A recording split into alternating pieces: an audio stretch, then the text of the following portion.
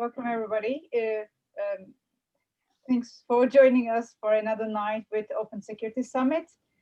Tonight we are joined by Mark. We will talk about encrypted calendars.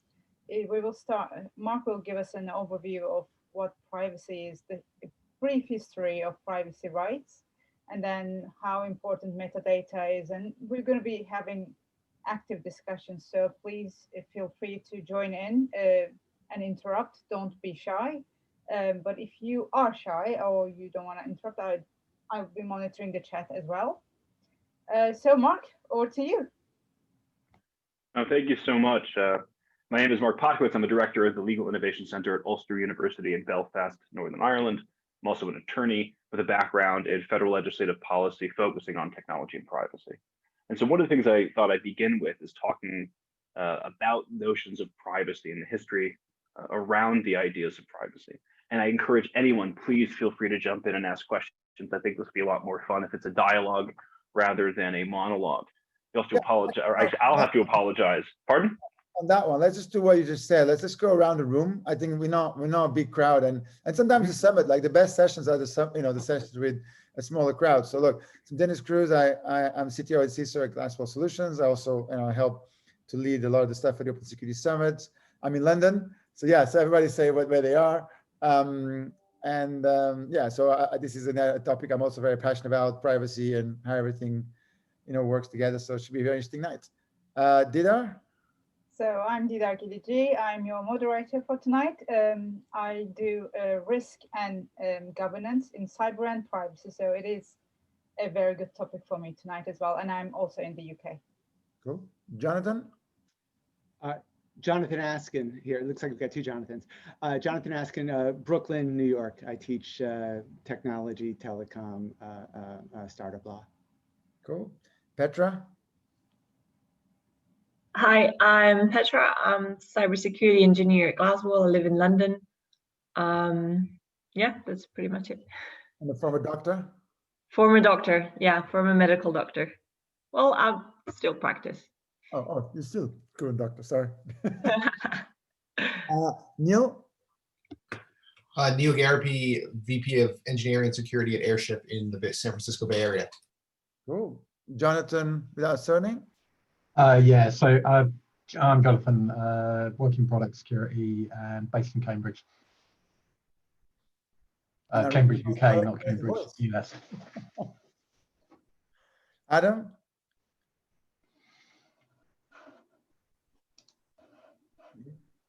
Adam is one of our volunteers. He does all our social media. So all the tweets you've seen today are from him. And he's probably busy tweeting right now. So we can move. All right. Cool. All right. I think that's everybody, right? Cool. Okay. Mark, over to you. Great. Thank you so much. Thank you, everybody. I'm glad everyone's calling in from all over, and I'm thrilled for the session. I said, please do interrupt. Please do ask questions. I would love for this to be a very engaged session where we all kind of throw in our 2 cents. And so one of the things I thought I'd begin with is talking around sort of historic notions of privacy, because from a US perspective, it's a word that doesn't appear in the US Constitution or the US Bill of Rights. And a lot of people are kind of perplexed by this because there's this assumption that there is a right to privacy that a lot of people enjoy, but there is sort of a dubious historical provenance as to where this right emerged. And a lot of people begin to point to a law review article written by Samuel Warren and Louis Brandeis in 1890 called The Right to Privacy in the Harvard Law Review. But before I get into that, I want to talk around some of these Sherlock Holmes stories, which I enjoy very much. And those of you who are Sherlockians or who know the stories very well may remember the story A Scandal in Bohemia, where it's one of the early stories. It might have been the 2nd, 3rd, or 4th, I can't recall. Very early on in the Sherlock Holmes canon, the King of Bohemia enlists Sherlock Holmes's help to recover a photograph and some letters that he thought put him in a compromising position that were being held by a soprano opera singer named Irene Adler. And it's one of the few cases where Sherlock Holmes was defeated by one of his opponents. And so in the Sherlock Holmes canon, he always refers to Irene Adler as the woman. And it's really interesting to me in that at this time period in the 1890s, things like a photograph and things like personal letters could be the subject of blackmail. So right before this King of Bohemia, the heir to the throne of Bohemia, was about to get married, he was concerned that this former paramour would come forward with these things and really disrupt his marriage. And this seems maybe a little quaint to us in this day and age, where people share so much information on social media, where people post so many things about themselves and what they're doing. But at the time, from a technological perspective, you didn't really have the ability to compromise people's privacy because the technology didn't exist that would allow you to do that.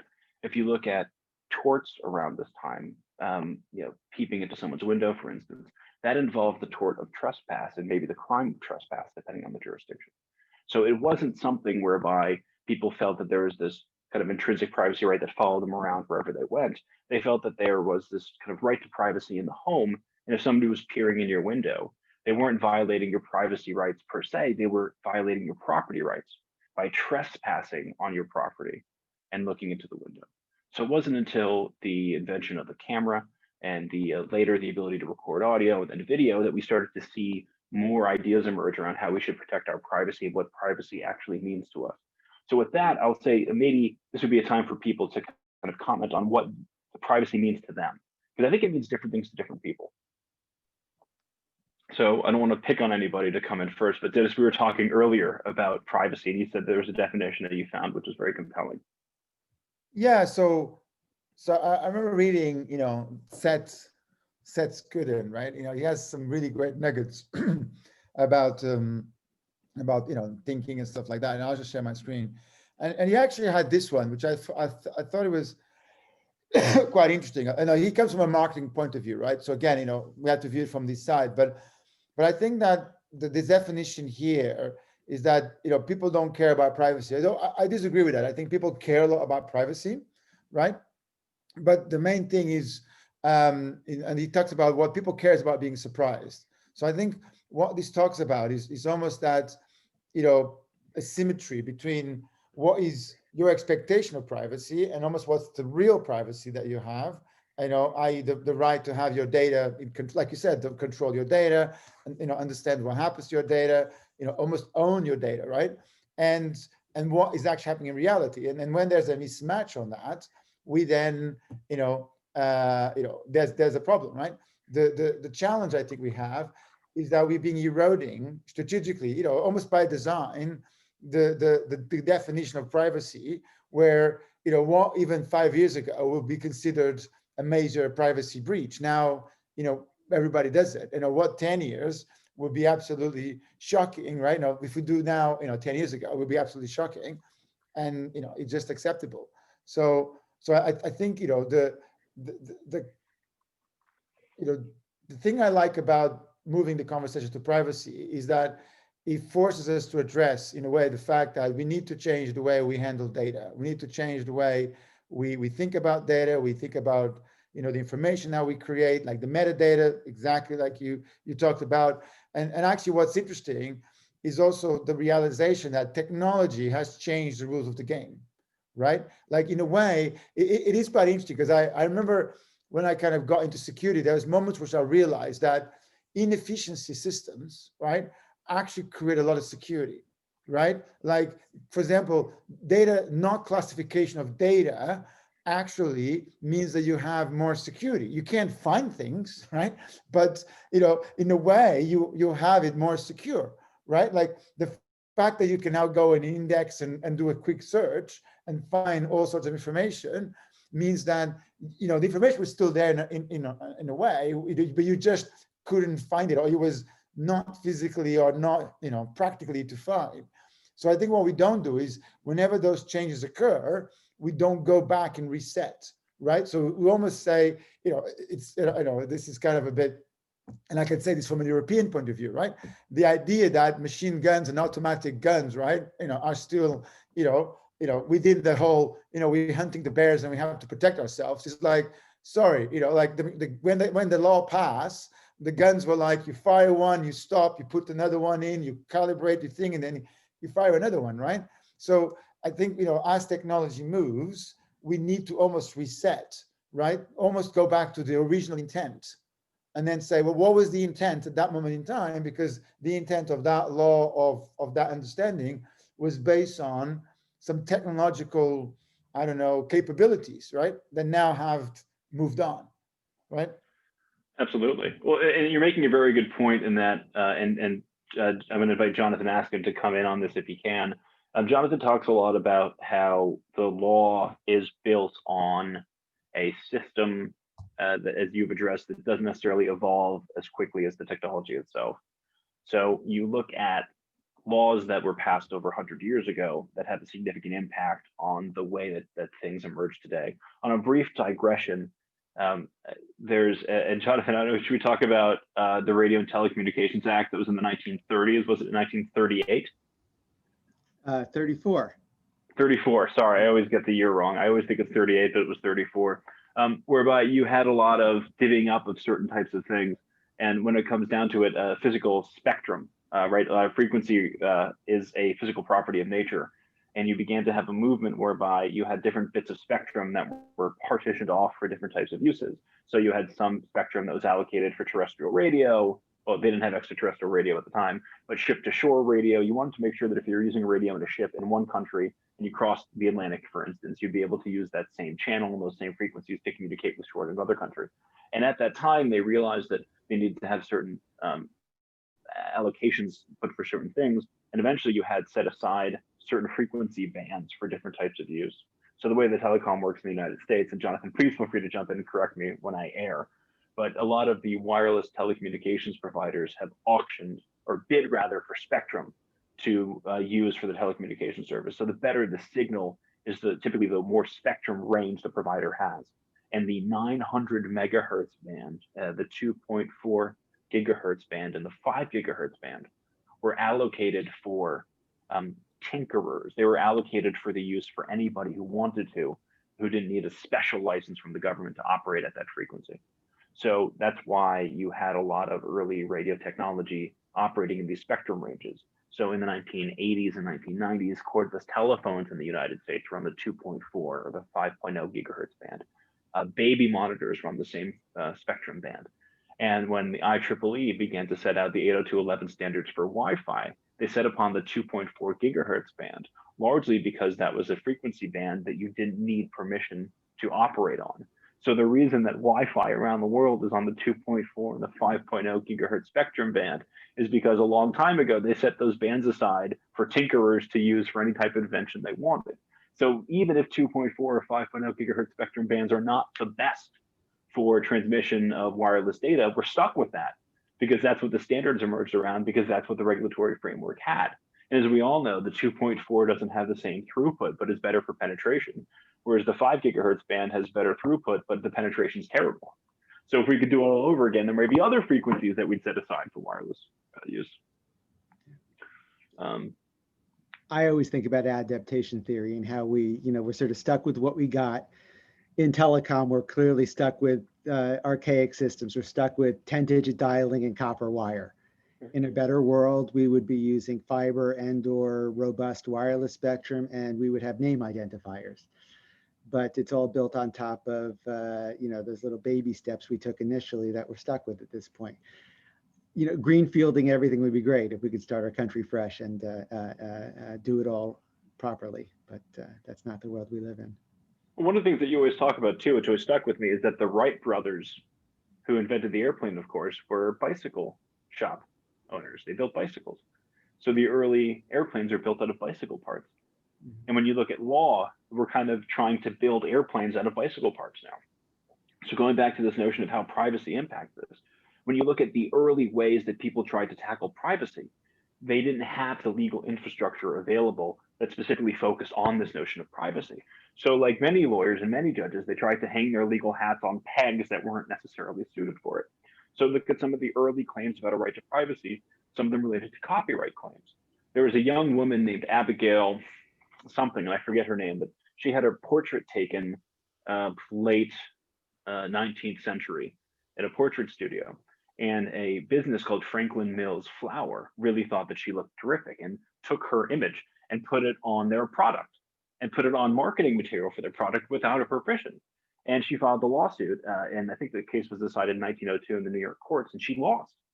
Then there were some later privacy reforms and privacy changes, but they initially tried to do something around the idea of copyright, and the right to protect my image was rooted in copyright.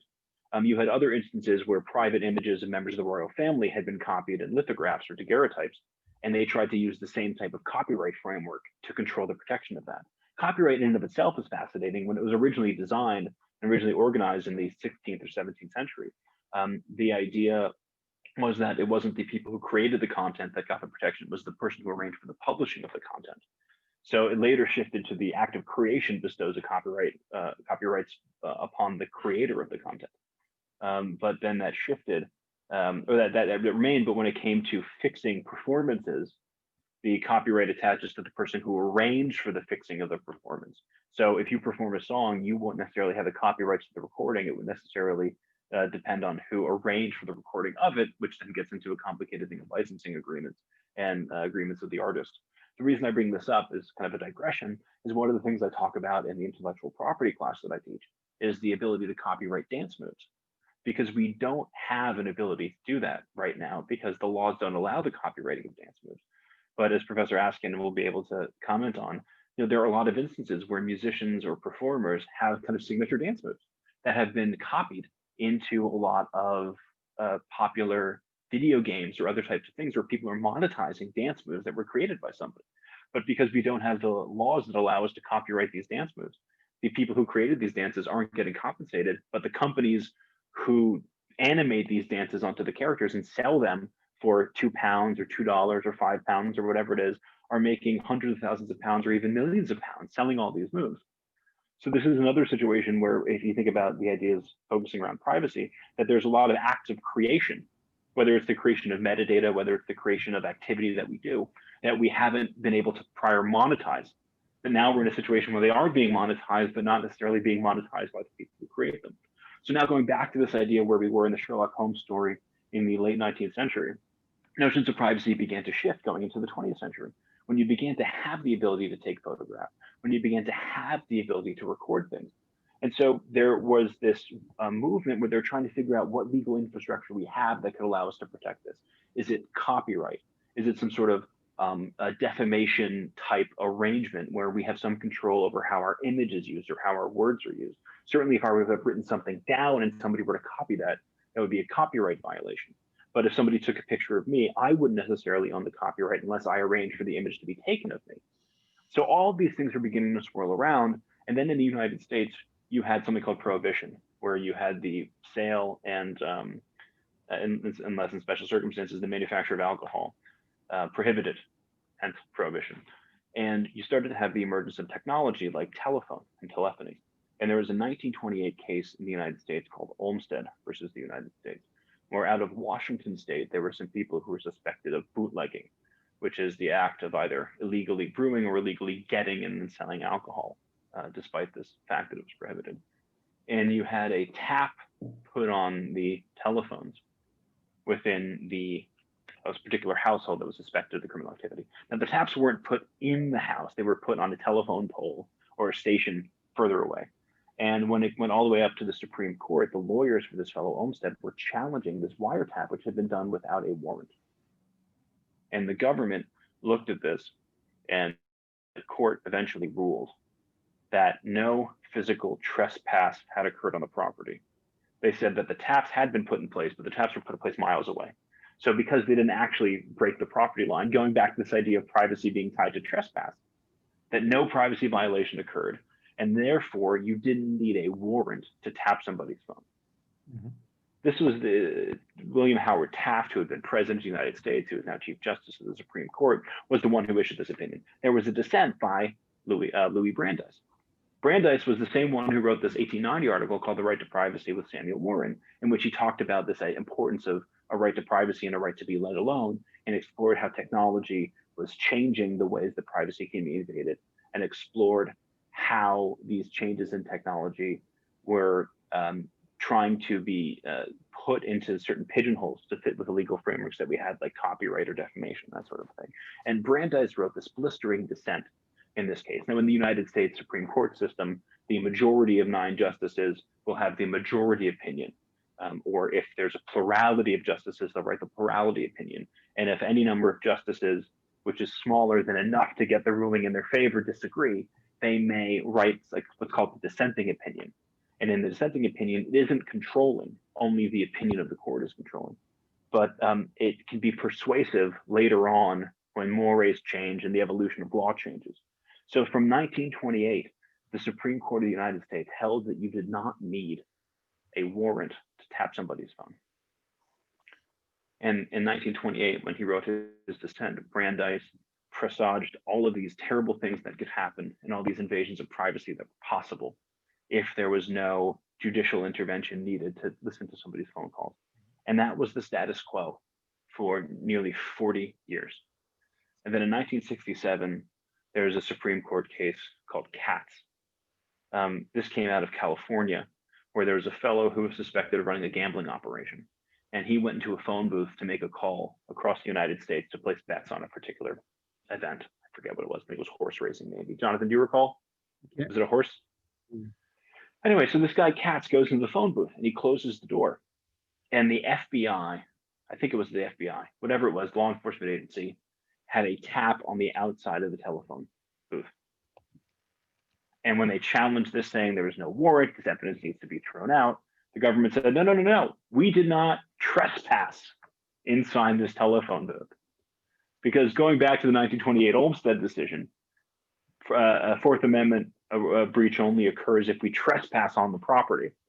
So they said he doesn't own the phone, it was in a public place, and we put the tap on the outside of the phone, so we're covered. And in 1967, the Supreme Court did not find this convincing. In 1967, the Supreme Court said, no, this right to privacy isn't something that is tied to a particular location. That what happened is that Katz stepped into this phone booth. He closed the door. He took steps to close himself off to the world. He took steps to secure his privacy. So being cute and putting a tap on the outside of the device doesn't count. Mm-hmm. Being cute and putting a tap on the outside and not trespassing is not what the spirit of this idea of the right to privacy that we interpret in this Fourth Amendment, the right to be secure in our persons, houses, papers, and effects from reasonable search and seizure. They basically said this idea of privacy that we're finding in the Fourth Amendment doesn't occur to a particular place, but occurs when people take steps to secure their privacy. Now, as I mentioned, U.S. Supreme Court might have what's called the dissenting opinion, which isn't controlling or binding. Something that can be a little more persuasive is what's called a concurring opinion.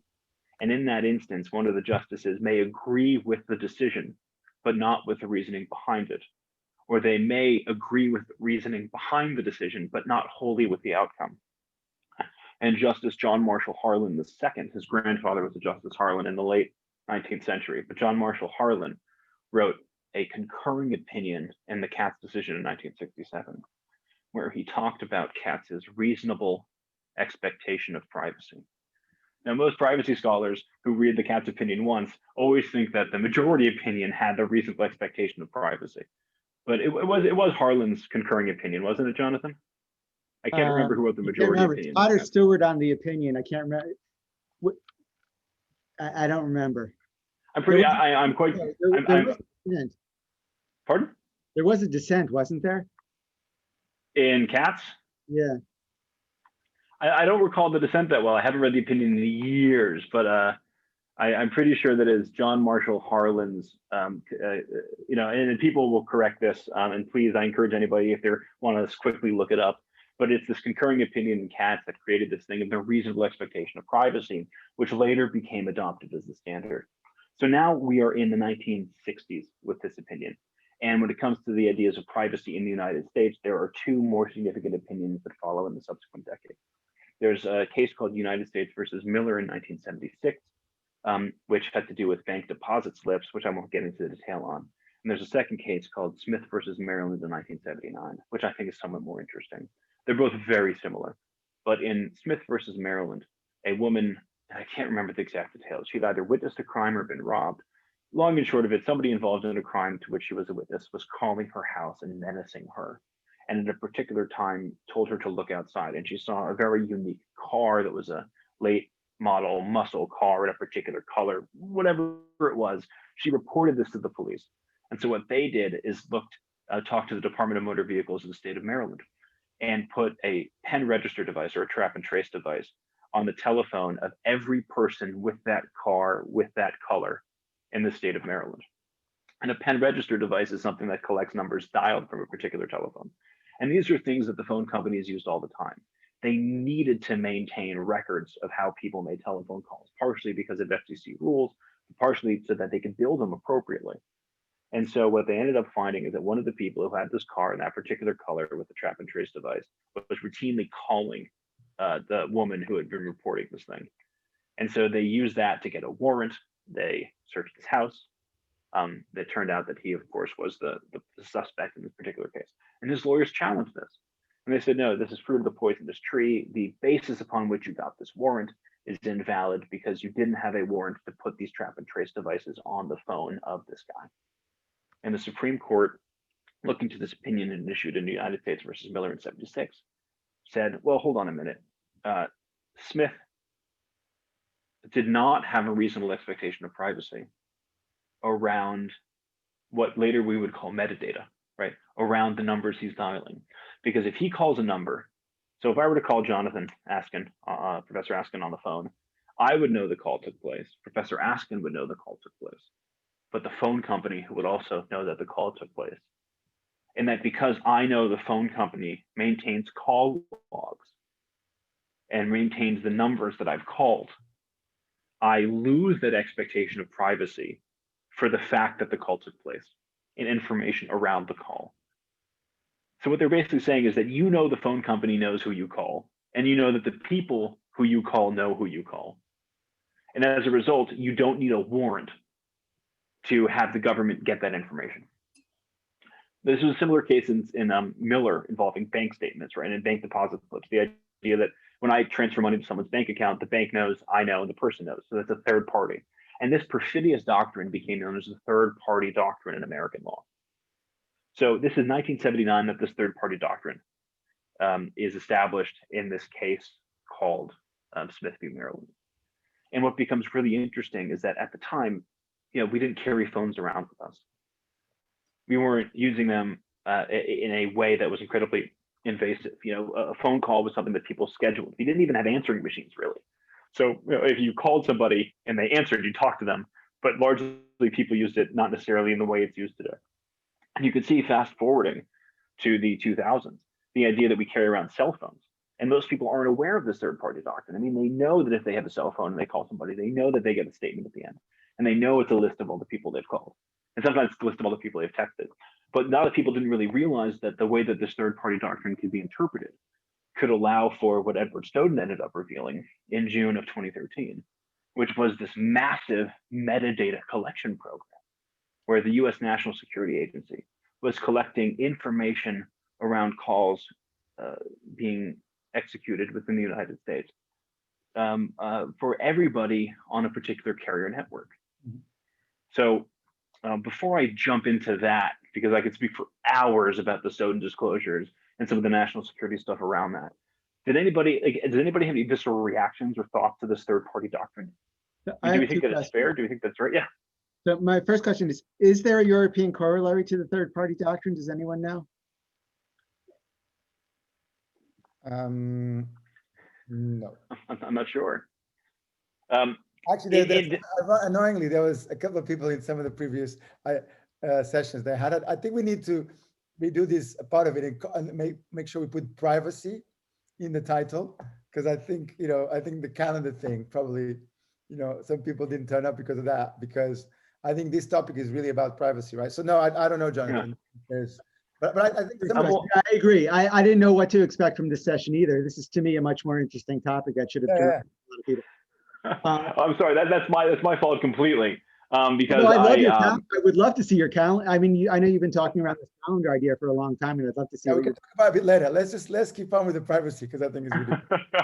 Okay, so I know that in 2018 there was a law passed in the UK, and I forget what's called officially, but it's largely referred to as the Snoopers Charter. I think it's the Investigatory Powers Act of 2018, which gives the UK intelligence community and UK law enforcement super broad ability to surveil people and get information on them and how they behave. In the UK too, there's I shouldn't say weird, that's not really a fair way to put it. But in the UK, there are laws that from an American perspective, we might consider odd, largely around free speech rules. So there are some criminal hate speech laws, for instance, that in the United States wouldn't work under our First Amendment. But going back to this idea of, So you're saying, pardon? I was just saying Jonathan was on a roll there. Oh, No. I wanted to know about another European corollary that I'm oblivious to. So when Mark was talking about the relation, our efforts to shoehorn existing laws to deal with what looked like modern privacy concerns, he talked about using copyright law in these various contexts. Yeah. In America, we've had big problems about free speech versus privacy in the context of things like what we call revenge porn or doxing, posting nude photos of someone online. In varying iterations, the states have tried to outlaw revenge porn, and typically it's butted up against our First Amendment free expression issues, the ability to post stuff online without government saying you can't do it. So we've tried to use copyright law as the hook. Our problem has been, it's become a very narrow hook for us. We say that if a guy takes a picture of his girlfriend and they break up and he posts it online, does she have some heightened right to privacy, or can she use some sort of copyright argument to get the photo taken down and seek damages? So the question is, does the copyright, is there a way, we'd have to argue that the copyright is instilled in the victim and not the photographer themselves. And it's been a very convoluted workaround to deal with our concerns about free speech. I imagine in Europe, you've got more significant privacy interests that supersede free expression concepts, but I don't know how it's played out in Europe. What are your workarounds in the doxing and revenge porn contexts? Actually, I think you could probably use GDPR for that, because ironically, one of the things I don't like about GDPR is that you have to prove impact, right? Like, how bad it is for the person. So, you can, for example, receive some materials that from somebody else, but, and clearly it's a violation of privacy, but as long as there is no damage to the person, right? It doesn't have as much stake, right, as it probably would. But I think in that case, you would definitely have stake, right? I think in that case, you can definitely claim that you're invading in somebody's right for the data, the right of deletion, right? So yeah, I think there'll be multiple angles for GDPR that you can hit that one. Applies to organizations, not to the people who are doing the revenge porn in this case. It's not. Well, it depends what. I think it depends on the remedy, right? So if I was a victim, if there were salacious photographs of me that were online that I didn't approve of, as a European data subject, I would be able. In the chat. Pardon? Should I put the link to those photos in the chat? No, but I could invoke Article 17 of the GDPR, the right to erasure, and compel the hosting company to take them down. But I wouldn't necessarily have a cause of action against the person who posted them, per se. Under GDPR, that is. Different places have different rules around that. I'm trying to think if there's a particular case I have in mind. So there's a theme that I would like to see if we can tackle, right? It's like, so one of the things you're saying, right? And I want to challenge you on this one, right? You're saying that the law is going behind technology, right? A bit.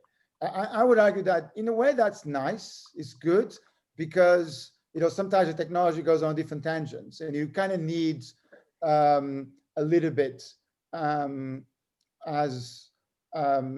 almost get a sense of where we're going, right? I think what we're having with privacy is a different scenario. Like, I don't think the problem we have today with privacy and the lack of laws is lack of innovation from lawyers, is lack of wanting to do it, is lack of our ability to pull it off, right? I think the problem is we have an intersection with privacy where governments realize that they don't want privacy because that prevents them from doing some of the things they want to do. And some of the biggest companies on the planet, right, have their business model based around lack of or erasure of privacy or lacks privacy requirements, right? So I think what we don't have is a very counterbalance, because we now have weak governments that you could argue that their job is to protect our privacy, right? I would argue that the role of a government is to buy those fights that don't make commercial sense. So I think we have a problem, because the challenge here is exactly that until we find a way to break this, right? We're fighting massively uphill because two of the biggest almost forces in the world don't really want privacy. You know, it's difficult too, because when we think about how privacy means different things to different people, and my expectations of privacy from government or my sensitivity to privacy from government in some contexts is very different from my expectation of privacy to private actors. So for instance, in the UK, where the health system is run by the government, you essentially don't have medical or healthcare privacy from government because the healthcare system is government based.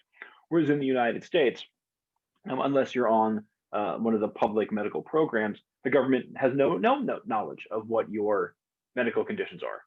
So I would be very reluctant to divulge medical information about myself to my government in the United States. But as a UK resident, the UK government has information about my medical history because I'm part of the UK healthcare system. It's ironic because although, you know, actually I don't know what happens in the UK, in the US, but I know in the UK that there's quite a lot of effort in making sure the data is private, right? There's a lot of effort, and I think Petra, you know, maybe as a doctor can chip in, right? Go on. Well, there is a lot of effort, but at the same time, there is that effort tends to get forgotten a lot in a lot of places. So there is like a lot of official effort, but practically, it pretty much, I would say with, you know, saying this with definitely 100%, like none of our information is secure. Like if you've ever visited A&E, you can pretty much be sure that your data, someone with a badge that looks very similar to mine can just sit on a computer and extract that data in A&E without, you know, too much effort. So officially, yes. Unofficially, no. Yeah, but we go back to that point of, you know, although it might be possible, it's localized, right? So the quantity is low. I'll actually argue that I'll be surprised if in the US, when the government wants, they cannot just, you know, they just ask for that data, or they already have the pipes in those providers. Because don't you have laws? I think it wasn't even the latest one, the Cloud Act or whatever, that actually allows the government to just request for data once it's in US jurisdiction. Sure. Well, so there's different rules around medical data. There's also FERPA, the Federal Education Records Privacy Act. I think I can't remember what it stands for. There's school records are a little more protected than regular data. We have HIPAA, which was passed when Bill Clinton was president. The Health Information Portability and Accountability Act, which is aimed to be a privacy floor, but turned out to be a privacy ceiling. Prior to HIPAA, you needed the patient's consent to share data with anybody. And after HIPAA, any company involved with the healthcare lifecycle, including insurance companies and including electronic medical records vendors, now has access to your health data. So I would argue that health data is in fact less secure now in the United States than it was before, even with the online stuff. Furthermore, a lot of pharmacies ask for your email address, and pharmacies are private entities, not, of course. And so now, if you get a prescription refill, it'll pop up in your Gmail inbox that your prescription for whatever drug is now ready to be picked up at whatever pharmacy you'd like to pick it up at. So obviously under third-party doctrine, well, there's also something in the United States called ECPA, the Electronic Communications Privacy Act of 1986, which is part of the Stored Communications Act of 1986. There's also the Wiretap Act. There's a bunch of legislation in the United States that sort of begins to attempt to put limits on the extent to which government can kind of just demand stuff. But largely speaking, there's a huge divergence between what government can have access to and what private companies can have access to. Also in the United States, there's almost a limitless right to contract. So even if there's a potentially illegal prohibition on a company just doing something without my permission, if in the terms of service, the terms and conditions, the end user license agreement, et cetera, I agree to let them do something, they can do it. It just gets to some really interesting stuff around how we treat data that's created that may or may not be considered sensitive. So for instance, a lawyer-client privilege in the United States is voided if a third party is present. So if I'm having a conversation with a client in this private space, protected lawyer-client information. If my client is married and I'm representing them in a certain capacity, and then their wife or their husband joins, in some conditions that could void lawyer-client privilege because the spouse is not my client. If I'm having a conversation with a client in a public place, a depending on what the context, the other side, whether it's a prosecutor, the defense counsel, or the other party in a civil claim, could compel me to say what was discussed if it's in a public place, because lawyer-client privilege would not be preserved. So then the question emerges, if I'm emailing sensitive data to a client and they're using a third-party email provider like AOL, would the argument be that I, as a privacy lawyer, understand under the third-party doctrine rules and the Stored Communications Act that that information is easily accessible to third parties, and therefore could that defeat lawyer-client privilege? I had a situation in 2013 where I was part of representing a client, and that was a very significant issue because this client was related to a national security whistleblower, and we were representing this client in his dealings with the U.S. federal government, who was drastically and desperately seeking his son.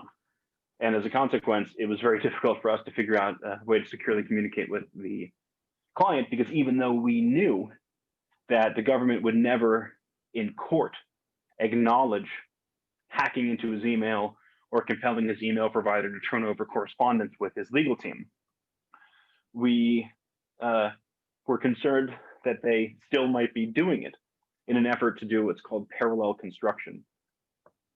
The idea being that even though the government could not admit to having the communications, and even though the government could not use them as evidence in any prosecution or otherwise, could not use them as the basis of a warrant, they would be aware of the information contained in those emails and would find some other means by which to stumble upon something that they could only have known about from the email. You would see this in drug cases, where you would find peculiar instances where a federal law enforcement officer was off duty, or a police officer for some reason was somewhere where he or she should have never been, and happened to drive all the way across town at 2 o'clock in the morning to get a particular cup of coffee at a particular, a convenience store that they'd never been to before, and happened to witness a drug deal going on, or happened to witness something. And the argument was always that there was some surreptitious means by which the government was either doing illegal wiretaps, doing illegal surveillance, doing things without a warrant, who stumbled upon information and then constructed a scenario that could be reasonably plausible, whereby some police officer or other law enforcement would stumble upon something in progress. So we call that parallel construction. Look, but if you So in take this, example, like, look at that example, right? Yeah. This is where sometimes we lack the ability to almost innovate and apply common sense to those laws. So I would say that in that scenario, if you're doing something criminal, right, the idea that you have the right of privacy should be, removed, or at least should be lowered. And when you're not doing something criminal, now the problem we have is we end passing laws that hit everybody, right, in one swoop, right? But it's almost like we need to take a look at the intent and say, well, the intent here is to protect what scenarios, right? Are we protecting this individual from data being abused? Are we protecting these guys here, right? But if the person, or in fact, there's enough loopholes in the system anyway, right? But it just becomes inefficient. But I think if we can look at the intent of what you want to do the law, right? It should be a bit more clear of what we're trying to protect. Well, but this gets into interesting issues around sort of what, we all of us know that there are more people in a society than law enforcement officers. If there were 5 law enforcement officers for every person in a city, you would have no laws being broken ever, because the presumption is that you could be under 24-hour surveillance. But there seems to be this intrinsic notion of risk that we accept in regards to certain type of behavior. So most places have seatbelt laws, but I know people who don't always buckle their seatbelt. A lot of people might, roll through a stop sign rather than stopping exactly. I'm sure each of us who's driven has violated the speed limit rules by exceeding the speed limit, but we do so out of a sense of personal judgment based on what's reasonable risk. Oliver Wendell Holmes, the Supreme Court Justice, talked about legal philosophy called legal realism, where he says the law is meant to help be a predictor. We don't murder our neighbor not because we are concerned about what the other neighbors will think of us. We don't murder our neighbors because we think we'll likely go to jail. I know it's this kind of extreme example, but part of what you're describing actually was a Supreme Court case, I think in 2011 and 2012, called Jones. There was a fellow who ran a nightclub in Washington, D.C., and I think he lived in the state of Virginia, and he was suspected of also being a drug dealer. And law enforcement got a warrant which allowed them to place a tracking device on his car. And they were supposed to have put it on within a certain time frame and left it on for a certain number of days. They in fact missed the window for installing the device and then left it on for much longer than the warrant had said they were allowed to do. And so his lawyer tried to get the evidence thrown out. And the government argued, well, he was driving on public streets the entire time. His car was always visible from the street. And at the end of the day, because he was driving his car in full public view, he had no reasonable expectation of privacy because he was always in view from the public. So if we wanted to, we could have surveilled him around the clock for a month and a half. But instead, it was easier for us to put this GPS device on his car. And the Supreme Court found that that didn't fly. They looked at the warrant, they looked at the circumstances and said, you put a physical thing on his car, that is a trespass. And they said that there's sort of this reasonable expectation of privacy baked into the fact that we understand we don't live in a surveillance state where we're constantly being surveilled by government. So just because out of administrative convenience, they could put GPS trackers on everybody's car to see where they go, doesn't mean that that's permissible under the law. You get into these very interesting ideas. Yeah, so let's go back to the calendars thing, right? So, Yeah. so you know, most of the stuff you're talking about has been about this idea that the thing that has stick in a privacy, right, is the trespassing thing, right? Is the one that once there's a trespass within a period of the home or where they think they have a certain degree of privacy, right? So when we look at the digital data that we create, in a way, to get access to that data, there is no trespass, right? So take the example, the calendar data that you talk about, which is about metadata, right? It's about how well the information that we put in our calendars, right, is actually crazy sensitive, right? And you can determine a huge amount of things from it, and it kind of needs to be protected. And actually, in companies these days, sometimes we even share calendars, right? So, in that environment. So where do you, so in this case, trespass would not apply, right? So in fact, who can access the data? Because servers, the day we don't control where the data goes, we don't control what happens to it. It gets stored in lots of different places, might be shared with third parties. Right. Well, so this trespass was kind of this old idea that was centered around ownership of property. So I have a right to alienate people from property. So I can put up a fence. Nobody's allowed on my property. If they cross that fence or if they come onto my property, they're violating my rights to control that property.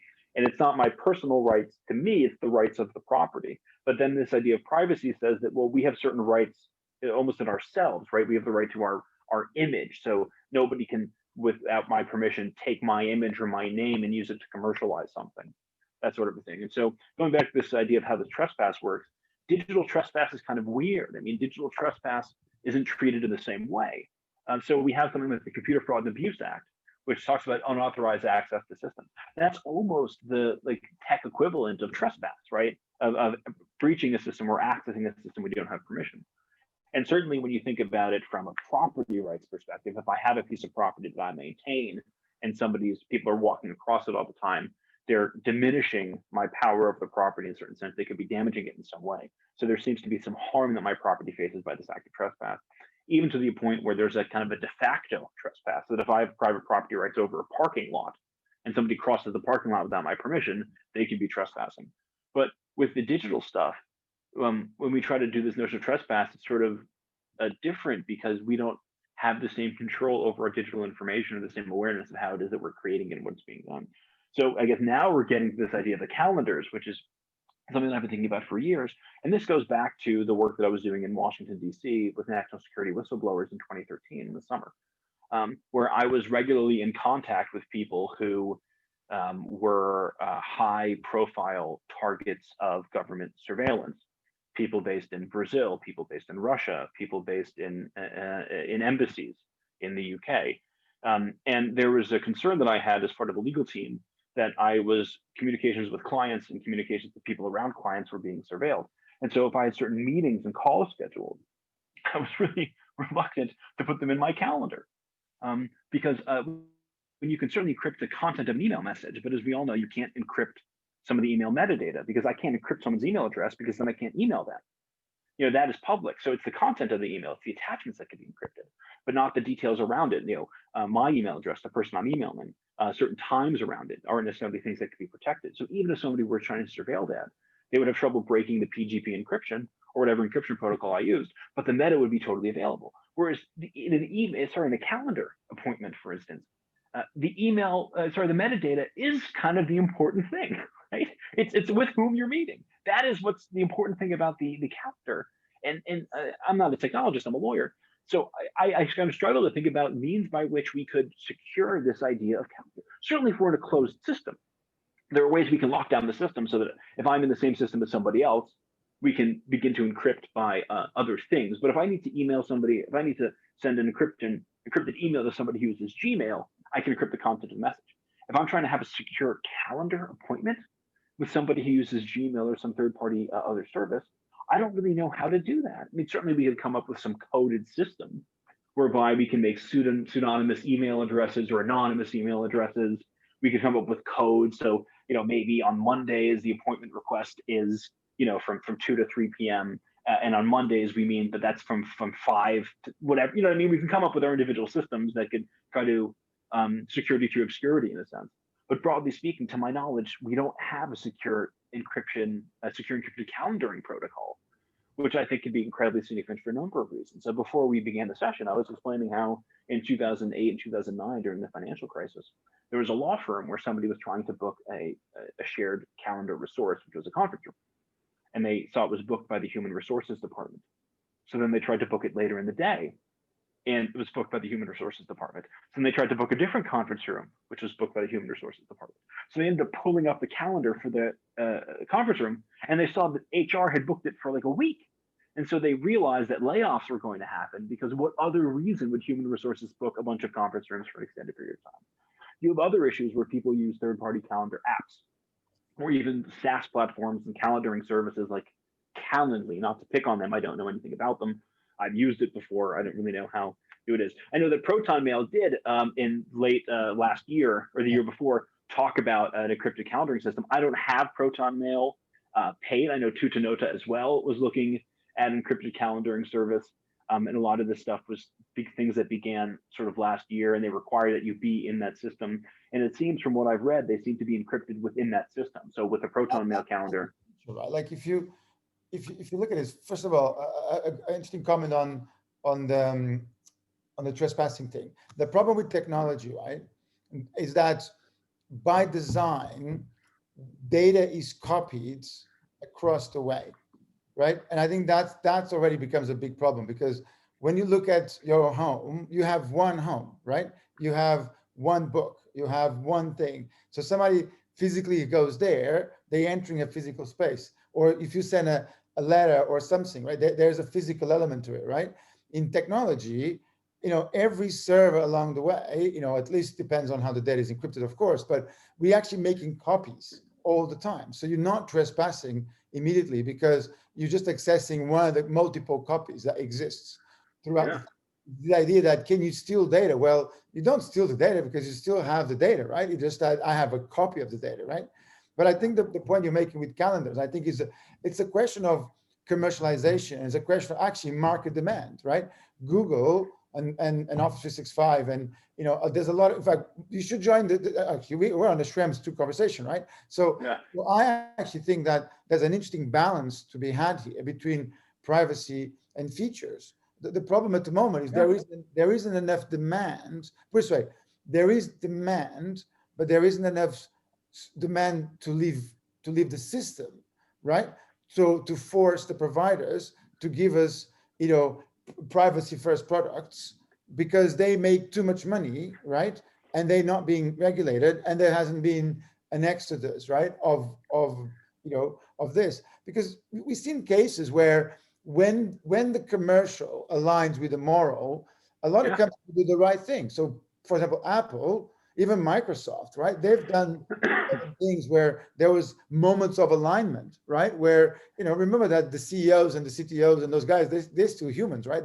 They will want to try to do the right thing when they can, right? The problem is, I think a lot of the time, the system is against that. So even if you want to go and you want to build these systems that are private. See, it's kind of like, and then I'm going to be a bit politically correct. It's not every day that people knowingly shoot themselves in the foot, like we're doing with Right. Brexit, right? But that's, except on that one, right? You have a situation where the companies at the moment would almost have to shoot themselves in the foot, right, to become more private, where their business model, and even if they don't have a business model of exploiting privacy, they have a business model of maximizing data, right, reducing attrition, which has a side effect of reducing privacy, and they don't want the user to control the data, right?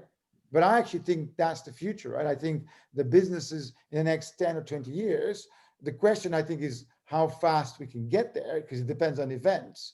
But I really think that the idea is that we want to get to the point where we control the data, right, that we own, and we allow others to access the data, but we have visibility into that, right? Or we have or we have trusted agents that we trust to manage that for us, right? Right. Yeah. So these are interesting legal concepts that are emerging, certainly around things like data fiduciaries or data trusts. And so there's difficulty with existing legal infrastructure around what type of law would control. So there's a corpus of law around trust instruments, which are sort of these legal structures that you can do to protect information, not to protect information, to protect assets or have them controlled by people for the benefit of others. And the corporations or other legal instruments, they're legal entities, they're persons, which have certain objectives and goals. So a typical corporation has the objective to maximize shareholder value or shareholder wealth.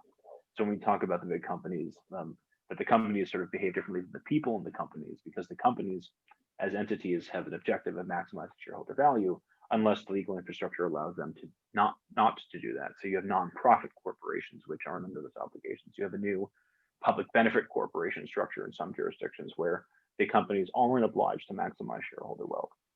And when it comes to the idea of how it is that we deal with these kind of collective information entities, we don't have a lot of legal structures that are recognized that allow for that. So we try to do it through, we try to hang hats on legal pegs that might not be the best fit. And I need to come up with a better analogy. We try to put certain pegs in certain holes that might not be the best fit.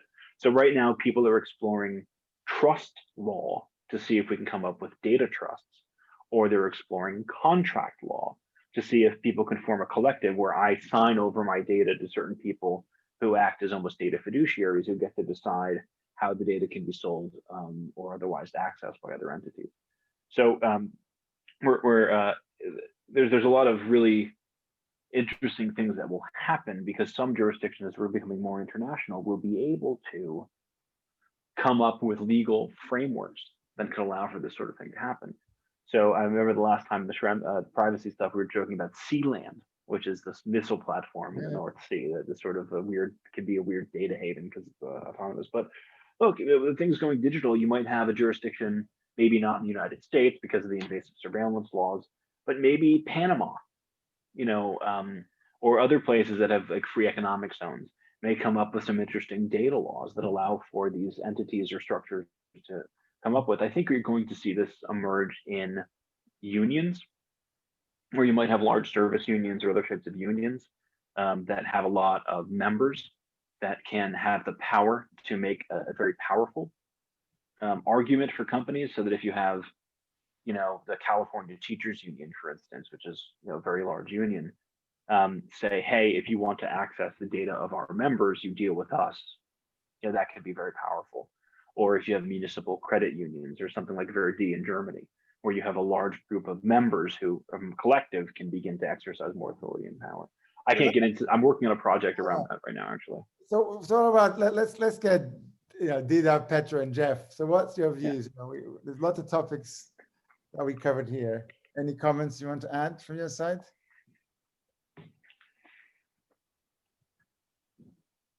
And Dida, I'll put each one of you on the spot. Then it's easier. Okay. All right. So it's quite hard with data to have boundaries. As you said, it's just the data is everywhere. It goes everywhere. You cannot just keep it to yourself. There's no way. It's it's not really traceable, and the technology I don't think is there to trace the data properly yet. So I think we're going to get there sometime, but it's not going to happen very quickly. That's my opinion. I saw a joke recently. It was saying like, you know, Google has access to all your data, you know, track and trace apps, all of that, you know, are kind of like, you know, the joke was kind of alluding, you know, privacy's gone out of the window anyway. And people are like freaking out about the COVID vaccine and thinking that, you know, there's going to be chips tracing them and stuff like that. So I think people are like not even aware how much they've actually just gave up on their privacy. And I like Dennis's idea of at least like, if we can't, you know, limit the access to our data, at least we should know who is accessing it. Like have the ability to, I would like to think a dashboard to, you know, everyone should have the right to like have a dashboard of like where our data is, who's accessing it, at least, you know, like as percentage wise. But yeah, like Dana said, the technology is probably not there yet for that, and the incentive even less. But yeah, that's kind of my thought. It's going to be a hard path because we've already pretty much given up our privacy years ago with the days of, you know, Google and stuff like that. So Facebook. It's a tough one. Oh, Facebook. Yeah, we give up our privacy intentionally to advertise ourselves.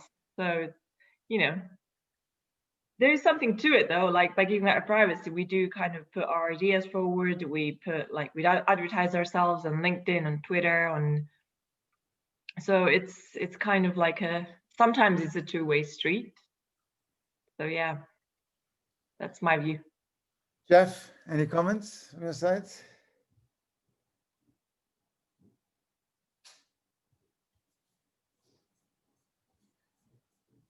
You might be away. Well, one of the things that's occurring to me is. Yeah, go ahead. Oh, go ahead, Dennis.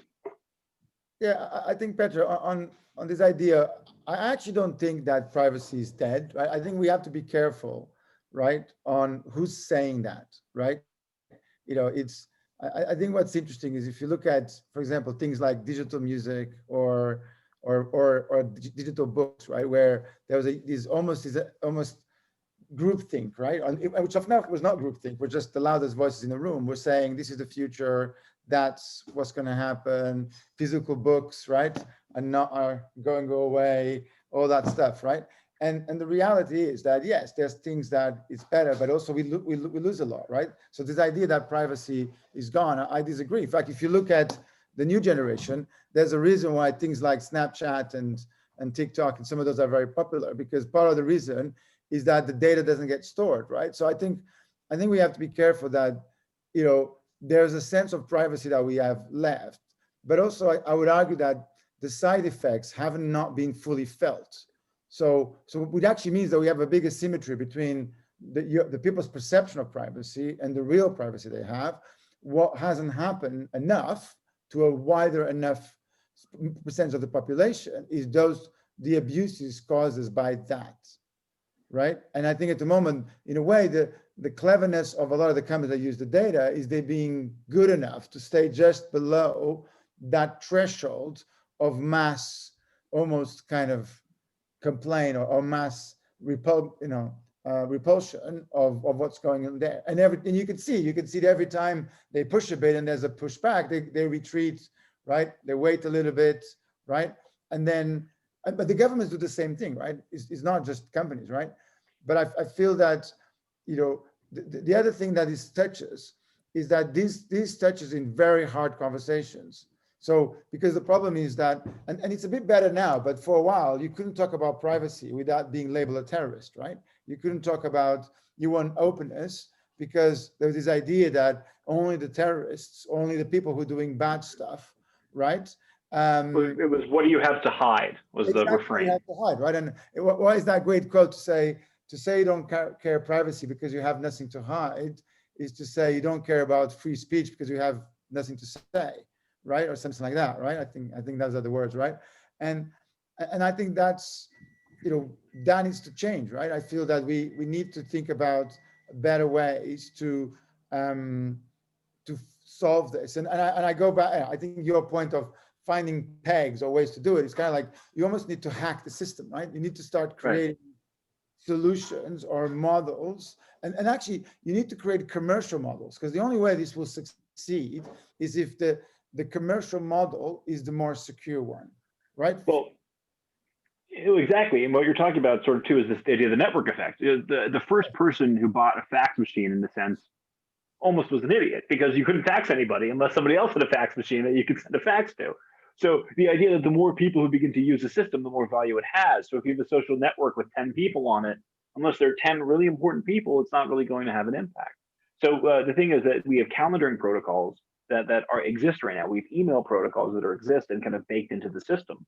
So if we tried to come up with a new email protocol, we would need to have systems that are capable of handling that protocol, which could allow for encryption of the kind of routing metadata or whatever it is necessary to make sure the email gets to where it's supposed to go.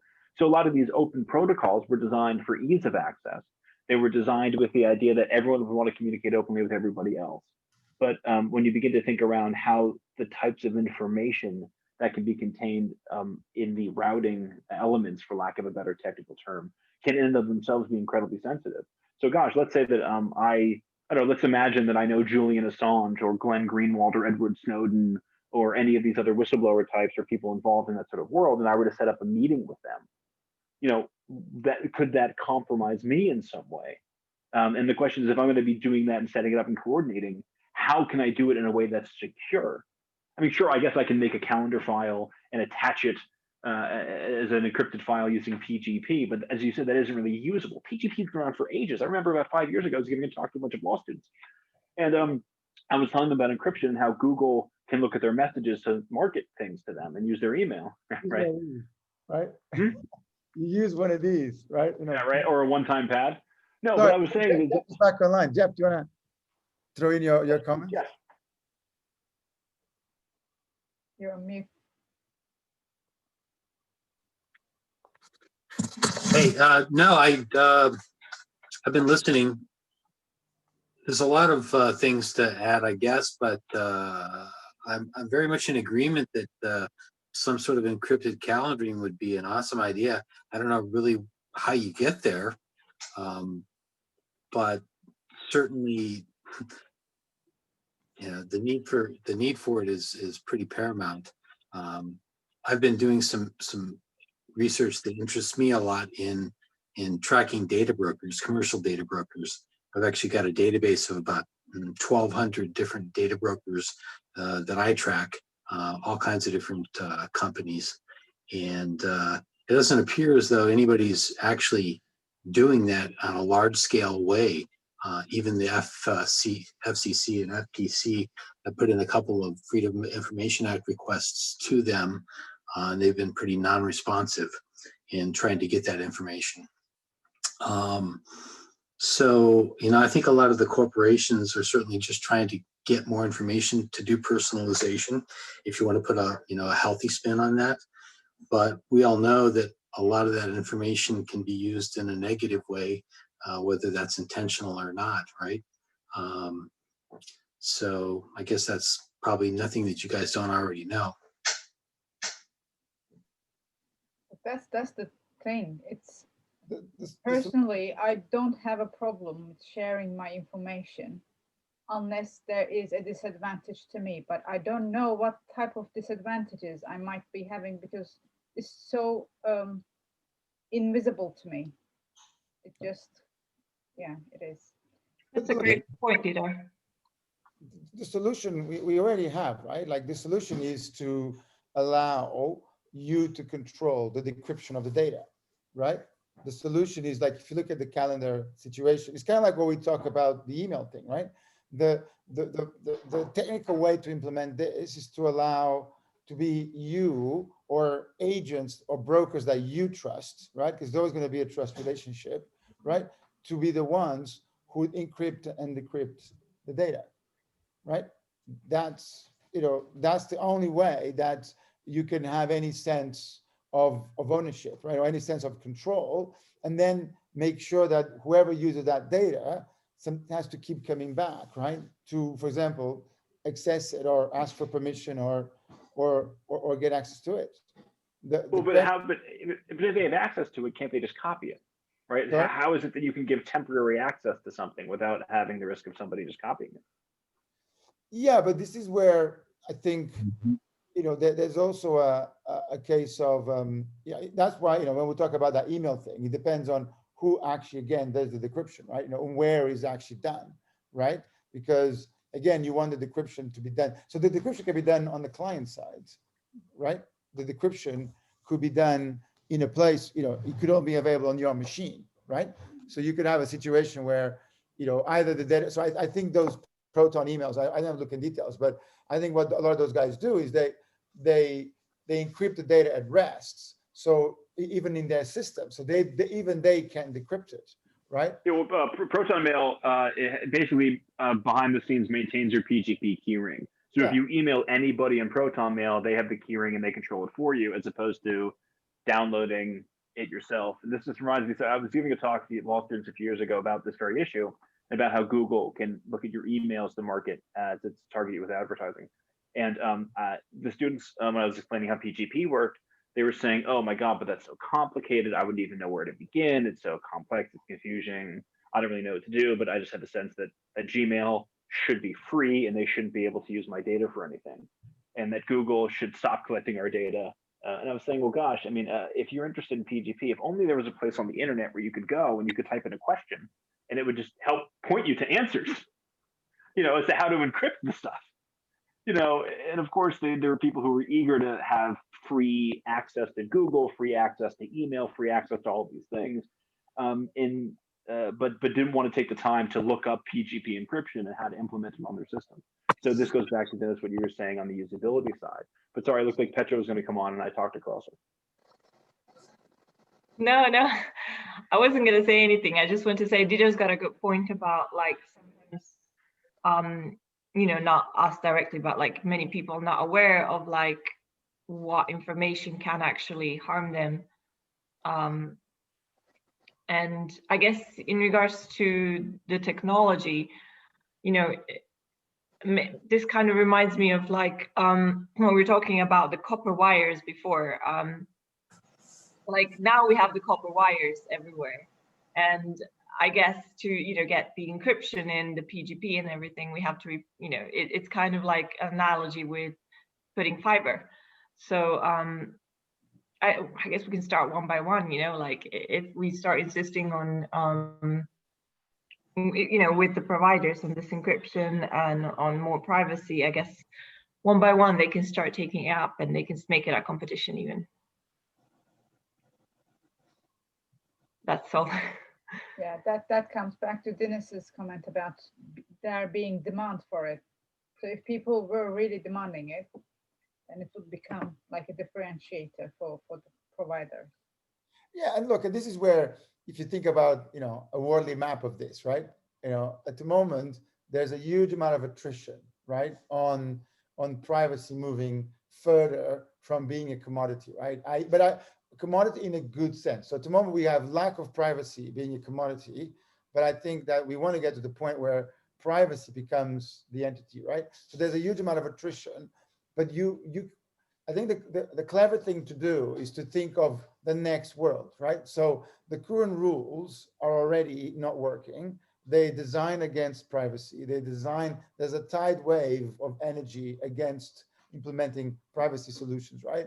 The interesting thing is to think, what will the next world, what is the co-evolution of basically the idea that as privacy moves to the right, there's going to be a co-evolution that's coming behind it of practices and technologies. So the question is, if we believe in privacy and we want to make a difference there, we should be working on that part where in a way, eventually the world will catch up, but the world again will only catch up when there's solutions. Like if you look at Elon Musk, right? So Elon Musk has a really great phrase on his book where he talks about the future doesn't just happen, right? Sometimes we do go backwards, right? Like we went to the moon in the 1960s. By the 70s, 80s, 90s, the most people went was literally like, I think there's a picture where if this is the Earth, right? As a circle, right? Like we went like literally like almost 2 millimeters away from the Earth, right? In the next 30 years. So there is something to be said for people and teams of groups of individuals who set up the next version, who provide workable solutions, and then create the network effects that allow things to occur. So I always think that if the most technical users cannot use a piece of technology, something is wrong, because the usability is just like, I want things as usable as everybody else, right? I want simple things. The only difference is I might have a capability to use more complex solutions, right? Or I might have a higher threshold or a higher skill of doing something. But the point is, there's already a lot of people around the world that care deeply about privacy. I think there should be a focus on that crowd, make sure that they can communicate securely, make sure that they have workable solutions, and then infect, right, and create marketplaces for products and companies and services around privacy solutions, right? Because it has to make commercial sense, right? And there's enough money already in the system, right? If you look at privacy, is massive already as an industry. If you compare, like the good news is in 2020, we're having conversation on privacy that 10 years ago were not even on the map. Like when OWASP was on the early stages, I remember, some people talking about privacy and everybody was like, well, Oh, I was like 10 years ago, 2011, when I was in Washington, D.C., meeting with legislators, trying to explain to them what some of the privacy risks were around some of the issues around social media, around the third-party doctrine, around the need for reform of the Electronic Communications Privacy Act, and a lot of other issues. This is pre-Snowden. We knew there was a secret interpretation of the Patriot Act, but we had no idea what it was. And at that time, people were jokingly telling me to put on my tinfoil hat and go back to the basement. And then after the Snowden stuff happened, everyone said, oh my God, this is what you were talking about. I said, no, I didn't know that this was happening. I knew something like this was possible. And it was really amazing the extent to which all these people who in May of 2013 didn't care anything about privacy, come mid-June of 2013, it's all they wanted to talk about. And at that time, a lot of it was focused on privacy from government rather than privacy from companies. And you had people on kind of the libertarian conservative side saying Google can't put me in jail, so I'm not really concerned about that. What I am concerned about is that I have a contract with a company like Google, then they share my information with government. And then on the other side of the political spectrum, you had a lot of concern about some of the other elements of how all of this information being collected and shared could not only have legal implications, but could have socio-political implications. The idea around people being judged by their social networks, rather than by the content of their character, for instance, or the ability for landlords or tenants to begin to do searches on, not landlords and tenants, but landlords to begin to do searches on people to find out things about their private life or the way that they believe things politically that could end up being separate ancillary issues. But when you begin to kind of get a better understanding of all of these devices, I mean, I'm looking around where I am right now in this kind of annex in my parents' house, and I see, a half dozen cameras, one on my tablet, two on my phone, two on one on my computer. There's microphones all over the place. And just the idea of the massive amount of data that I'm generating, even the data that we're generating on this. And if you look at the sort of the way that the metadata program was being run by the US government under Section 215 of the Patriot Act, and from a foreign perspective under Section 702 of the FISA Amendments Act, there would be the multiple hops. So the idea being they have the map of all the people who use a major carrier. And let's say that I'm a target of surveillance. They would do several hops. So they would see everybody that I talked to, everybody that one of my contacts would talk to, and everybody one of their contacts would talk to. So hypothetically, if I were a target of surveillance in the United States, and you're now all connected to me, you would now become targets of surveillance in the United States. So this is the sort of thing that becomes very pernicious and perfidious. And again, this goes to the idea of this metadata not being protected or encrypted. No, I'm not saying that's the case with Zoom. I'm not as familiar with Zoom and how it operates. But if we were on a conference call, for instance, that is the sort of thing, that would be caught up with this. So so when we talk about going back to what Jadar was saying earlier, this idea that we don't really have a good sense of what information is being collected per se and how it might be used. So this, I mean, imagine if somebody who's a suspected terrorist calls a pizza delivery operation and they call everybody in the city. All of a sudden, the entire city of New York or the entire Lower East Side or something is caught up in that this. doesn't scale. So this is where I'm going to be cheeky. So one of the things that I have to say is the most exciting, I found quite exciting at the work we're doing at Glasswall, right? Is because, so Glasswall, if you think about it, we take a file, we break a file apart, right? We create an object model of the file, and then we actually rewrite it into a known good. But we understand, or the pattern is about understanding content, right? In fact, understanding metadata. You can actually argue that a file is just a collection of binary metadata with some extra stuff on it, right?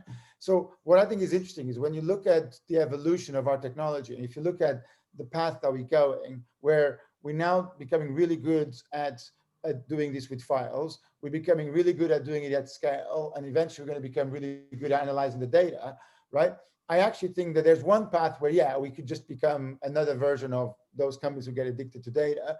But I actually think there's a very interesting path where we can see documents almost in 3D, right? You can see, it's almost like, imagine the way we see documents, or imagine the way we see data, right, is not unstructured, it's actually very structured, which actually means that it will allow a level of control, a level of encryption, a level of manipulation that, so, for example, like, a lot of the data that you store in a particular system, the system doesn't need to know what the data is, right? Maybe there's some features that you remove from it, but even like the timing, if you think, like, look at the calendar, right? There's limitations of how much the system actually needs to know, right? So if you, for example, if we took the same data of a calendar and we broke it into an object, and when we rewrite it into, for example, what we want to share, or we write it into a known good state, or we encrypt some of the data, or we manipulate some of the data where we leave back the formula to reassemble it again, right? I think that has a huge amount of potential because it allows us to have a realistic solution. Because the problem is also that until you have realistic solutions, it would never work, right? Until you have usable solutions.